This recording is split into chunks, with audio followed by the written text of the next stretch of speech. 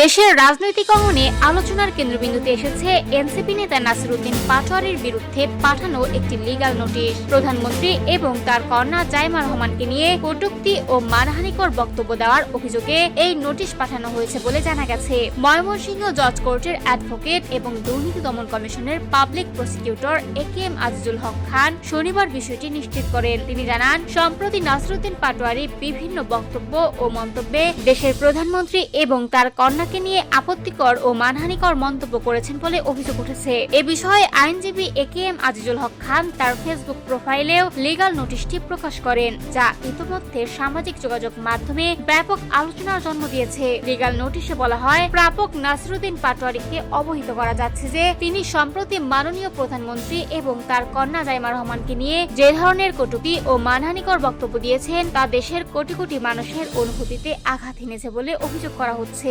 এমনকি ব্যক্তিগতভাবে নোটিশদাতাও এতে ক্ষুব্ধ ও মর্মাহত হয়েছেন বলে উল্লেখ করা হয়। নোটিশে আরো স্পষ্টভাবে বলা হয়েছে, কেন তার বিরুদ্ধে মানহানির মামলা দায়ের করা হবে না সে বিষয়ে আগামী 15 দিনের মধ্যে লিখিত ব্যাখ্যা দিতে হবে। নির্ধারিত সময়ের মধ্যে সন্তোষজনক ব্যাখ্যা না পেলে তার বিরুদ্ধে আইনগত ব্যবস্থা গ্রহণ করা হবে এবং আদালতে শরণাপন্ন হওয়ার কথাও উল্লেখ করা হয়েছে। এই ঘটনার পর রাজনৈতিক ও সামাজিক অঙ্গনে নতুন করে বিতর্ক শুরু হয়েছে।